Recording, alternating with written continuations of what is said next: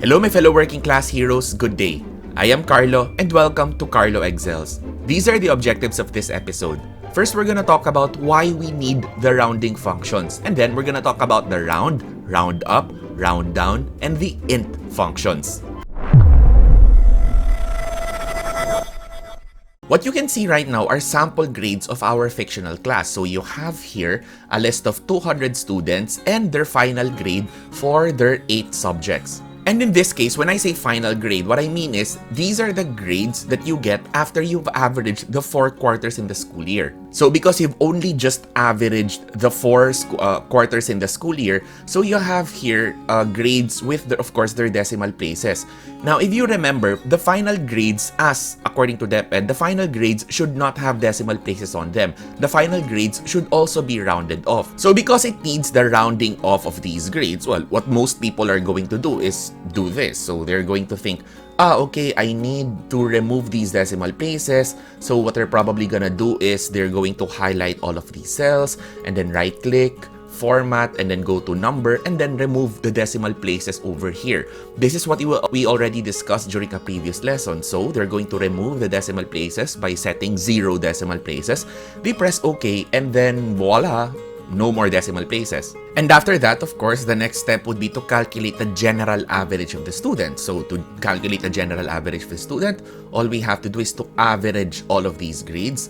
So let's try finding a grade here of somebody that would likely be an honor student, say for example, Alger in this case.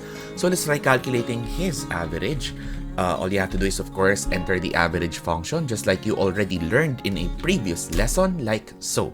Now, if you remember, the deped rule for honor students is 3 decimal places. So let's set that to format, and then let's set here 3 decimal places, and there you have it.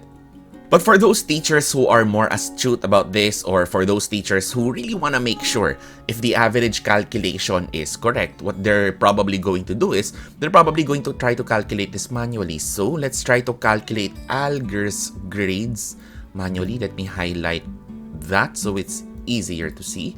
Now, let's calculate that manually. So that's 96 plus 98 plus 98 plus 97 plus 92 plus 98 plus 92 plus 94. Divide all of that by 8. And the answer you will get by calculating it manually is 95.625, not the 95.750 that you have here. Now, I know some of you may probably already be thinking, does that really matter? I mean, you only have a, how much? 0.125 or 0.125 difference between the calculated general average and the general average at this place here. Does that really matter? Well, yes, it does. Because in most cases, even decimal places can decide rankings. Even decimal places can decide honors. And yes, of course, decimal places can in fact break ties between, say for example, salutatorians, valedictorians, and honorable mentions. Even decimal places can decide between passing and failing. Let's try to investigate this. Why exactly is Microsoft Excel showing you a different average compared to the average that you will get when you calculate these values manually? The reason for that is in the decimal places that Microsoft Excel does not show you. If you remember, during the previous lesson, during the lesson on the types of values, I mentioned that if you hide or if you use the formatting function here, so right click and format cells, and if you set the decimal places to a lower number, what Microsoft Excel in fact does is it does not remove those decimal places. It does not round off the number. It only hides the decimal places, not remove them. You will in fact find this out if you do the following steps. So you can try clicking on the cell itself. So for example, you have here 96. Is this really 96? When you click on the cell, you will know that it truly is 96 when you look at the formula bar here. So it says there 96, so we're good to go. In this case, it says there in the cell 98, and the formula bar it says 98, so great. On the next cell, however, it says there 98, but the true value of this cell is not 98, it is in fact 98.25. The true value of the cell is 98.25, but Excel only shows you 98. Why? Because you've changed the formatting of the cell. So, in this case, for example, the the cell shows you 97, but in fact, the true value of the cell is 97.25. And this, of course, applies to all other cells in this series. And because of this, when Microsoft Excel does any calculations on those cells, it does not use the value that it is showing you. It is in fact using the true value of the cell, which is why when Microsoft Excel does the averaging, it is not, in this case, for the math grade of Alger, it is not using 98. It is using 98.25 when doing the averaging calculation. That is why you have a different result when you use Microsoft Excel compared to when you calculate this manually. Well, of course, which result is correct depends on the situation. In some cases, of course, the real value of the cell is the most exact number, so it is the one that you need for calculation. But what about cases like this? What about cases wherein the rounded value of the cell is what we truly need for calculation? Like for example, in this case, what the Department of Education states is the rounded value of the grade is what you need to average, not the true value of the cell, not the one with decimal places. So how do we remove the decimal places properly and not just hide them? Well, of course, one way to do that would be to, re-encode the cells to make sure that they are the proper value. So let's try that. You have here 96, 98, 98. What I'm doing is I am re-encoding the cells so that, they will have the proper value. So 98, 97, 92, 98, 92, 94. So you have here an answer now of average 95.625, which is now the correct average. But in this case, don't tell me that you're going to re-encode all of the grades of all of these students. So you have here 8 grades times 200 students. Don't tell me you're going to have to re-encode 1,600 grades worth. Thankfully, you don't have to do this anymore because Microsoft Excel has its own round function. By using the round function, you can round off these grades properly and not just hide the decimal places. Round function. The round function rounds a number to a specified number of digits. For the round function, the function name is of course round, and the arguments are the following. First, you're going to need of course the number, which is the number that you need to round off, and num_digits, which is the number of digits to which you want to round the number. So let's try the round function. Here you have the grades of the students. This time in their original form, I no longer hid the decimal places, so it's easier to see. So what we'll try to do is we're going to try to round off all of these numbers to the nearest whole number. In other words, 0 decimal places. So let's try this. We can start with the Filipino grade of the first student. So it says here 78.5. Let's put the result here. So again, the function name is round, and then open parenthesis. The first argument that you need is the number that you need to round. This can be a constant, this can be a reference, this can be a nested function. So in this case, let's try this cell reference over here. So you're trying to tell Microsoft Excel, this is the number that you want to round off. And then let's try the next argument. So we put a comma there, and then you need to specify the number of digits. So this can be a constant, this can be a cell reference. In this case, let's try a constant, so 0.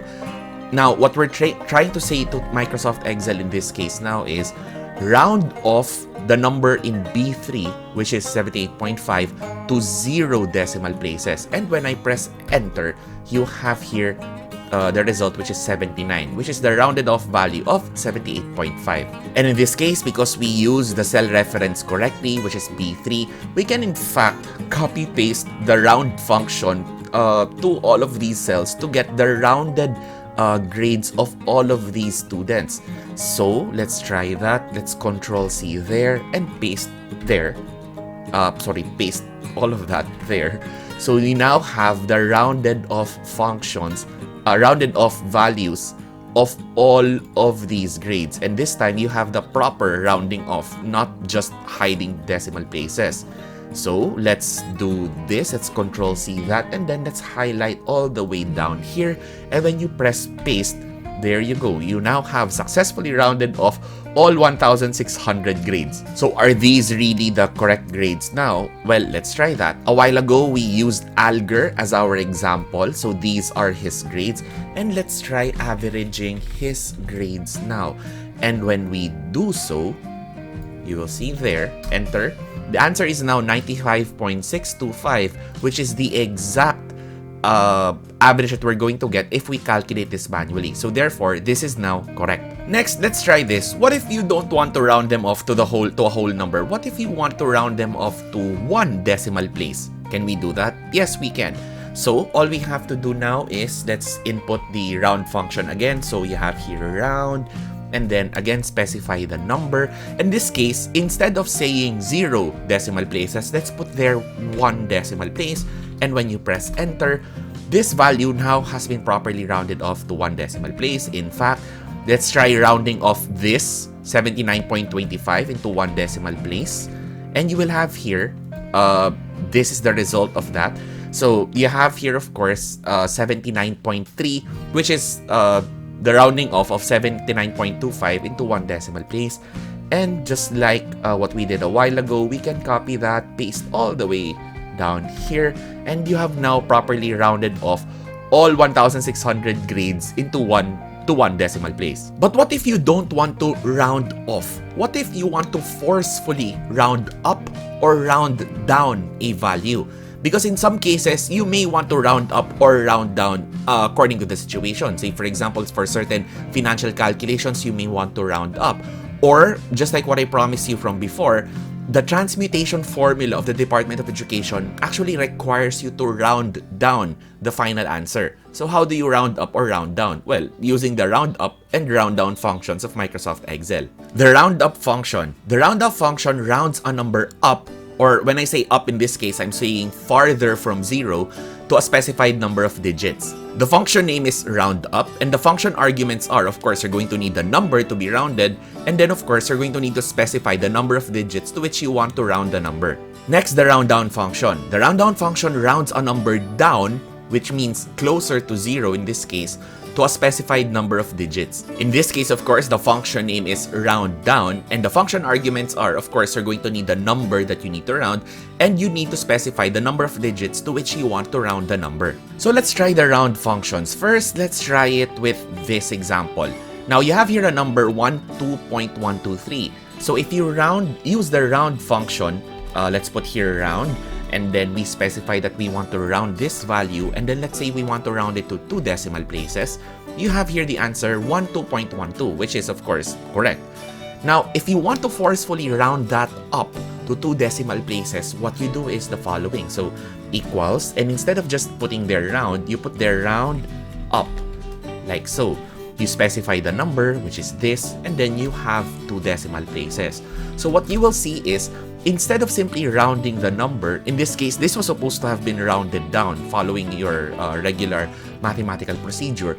But because you said round up, no matter what the value is on the 3rd decimal place, Microsoft Excel is now going to round up to the higher 2nd decimal place. And the answer would be 12.13. Now let's try the rounddown function. So you have here the number 34.345. So let's try rounding that off first for comparison's sake. So equals, and then round. Click on the number you want to round as the first argument, comma 2 to specify the number of decimal places. Press enter, and then you have here your answer 34.35. What if you want to round this down forcefully? So instead of putting their round, let's put their round down. And then click on the number, and then of course specify the number of digits to be 2 decimal places. And when you press enter, you will see in this case that even though the proper rounding procedure should be 34.35, you're telling Microsoft Excel in this case to forcefully round this down, and therefore your result is 34.34. Now, when I gave you the definition of the roundup and rounddown functions, I hope you noticed that I made a few important notes there. In other words, when I said roundup function rounds a number up, I specified farther from 0. And when I say the rounddown function rounds the number down, I specified closer to 0. What does that mean exactly? Well, those are important notes because there are cases wherein you may need to round off not positive numbers but negative numbers. Well, of course, for most teachers, we very rarely have to deal with negative numbers because, well, students don't really get negative grades or negative birth dates. But there may be cases wherein a teacher may need need to deal with rounding off negative numbers. For example, for math teachers or for accounting teachers who are dealing with net losses in their sample companies, you may need to round off negative numbers. So the definitions, when I said that the ROUNDUP function rounds numbers away from zero and the ROUNDDOWN function rounds numbers closer to zero, this is what I mean, the number line. So if you're rounding up or rounding down positive numbers, no problem there, very self-explanatory, very intuitive. But when you're rounding up or rounding down negative numbers, take note that the ROUNDUP function does not increase the value of the cell. It will in fact decrease the value of the cell because it will round up the value, or it will round the value away from zero. And when you round down, what you do is you're not decreasing the value of the cell, you're in fact increasing it because the ROUNDDOWN function will round numbers closer to zero. Now let's try rounding off these numbers, which are of course the negative versions of what's found on the left. So let's first try the round function. What will it show us? Round this cell, specifying the number of digits, which is we want 2 decimal places, and the result is minus or negative 12.12. So let's try rounding this up. So round up, and then this cell, 2 decimal places, press enter, and you will notice of course that you now have negative 12.13. Please take note that round up does not mean higher in value. It means farther from zero. So that is why your answer is negative 12.13, which is in fact a lower value compared to negative 12.123. Next, let's try the ROUNDDOWN function in this negative number here. So again, for comparison, let's first try the round function. So round this number to 2 decimal places, just like what you can see in the formula bar. Press enter, and that is your result, again following the regular rounding off procedure in mathematics. So let's try the ROUNDDOWN function now. So round down, and then you want to round down this number to 2 decimal places, and you press enter, you will notice that the result is negative 34.34. Even though you said round down, negative 34.34 is not a lower value compared to negative 34.345. It is in fact a higher value. That is because, once again, the ROUNDDOWN function does not lower the value of the cell. It in fact rounds the number closer to the origin, closer to zero. Some of you may be asking now, so does this only work with decimal places? Does the round function only work for decimal places? What if I want to round functions off to the nearest hundreds or the nearest thousands or the nearest millions? Does it work? Well, I am guessing that when the round, roundup, and rounddown functions were originally created, I think they were meant only for decimal places. But that doesn't mean that rounding off to the nearest tens, hundreds, thousands is impossible. There is a workaround, and that is done by using negative number of digits. So what we have here on the screen is the number that we wish to round off, and we have here the number of decimal places, so that is the num digits argument of the round function. So let's try rounding this off to the specified number of digits. So to do that, we do a round function, and then let's click on this number to specify that argument. And for the number of digits, instead of placing a constant, let's try using a reference by clicking here. So we are saying to Microsoft Excel, round off this number using this number of digits. When you press enter, you have here, of course, this number in 6 decimal places. Copy that formula downwards, and you have 5 decimal places, 4 decimal places, 3 decimal places, 2 decimal places, 1 decimal place, and whole number. So what about the rounding off to the nearest tens, the nearest hundreds, the nearest thousands, the nearest 10,000s? Well, what we do is we use negative number of digits. So let's try this. For the nearest tens, it's negative 1. Negative 2 is the nearest hundreds, negative 3 the nearest thousands, negative 4 is 10,000s, negative 5 is 100,000s, negative 6 is millions, etc, etc, etc. So let's try this out.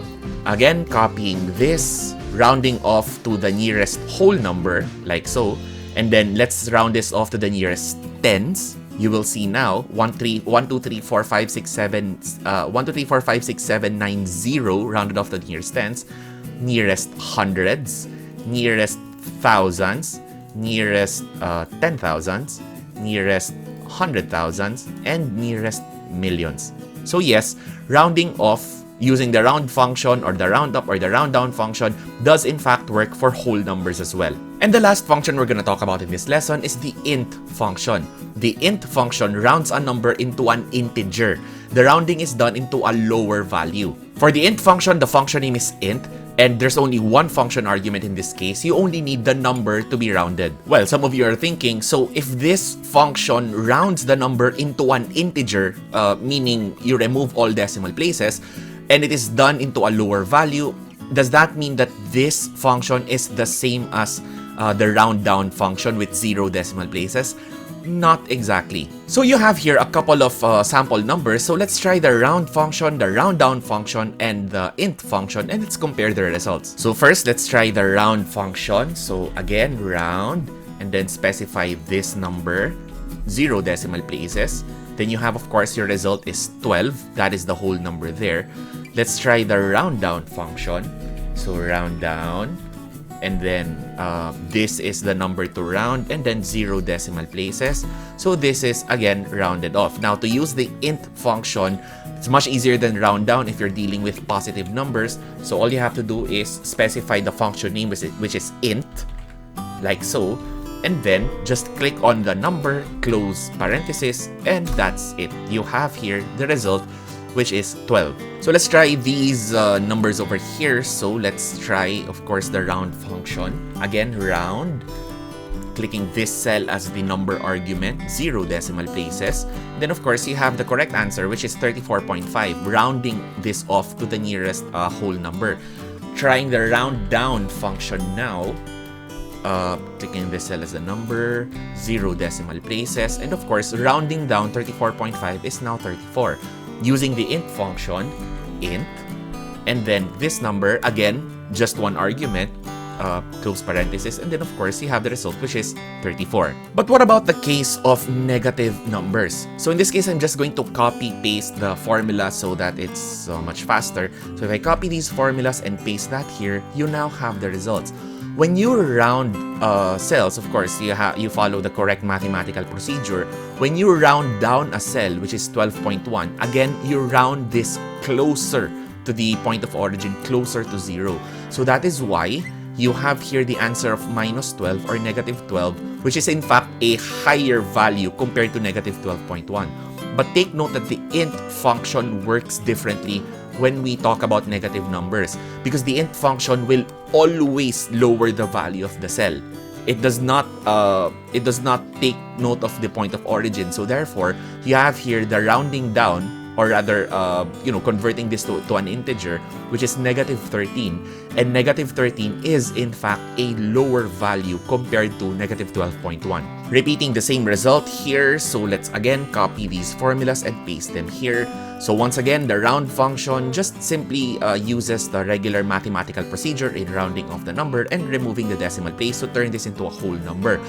As for the round down function, again, you round this closer to the point of origin. So that is why you round this down, but the rounding down is of a higher value compared to 34.5. But in the case of the int function, when converting this to an integer using the int function, you're simply lowering the value. So negative 35 is in fact of a lower value compared to negative 34.5. So that is the basic difference between the int function and the round down function with 0 decimal places.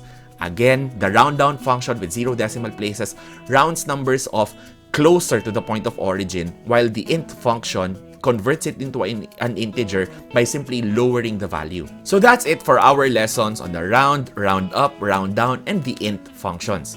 Once again, I am Carlo, and this is Carlo Excels. Thank you very much for watching.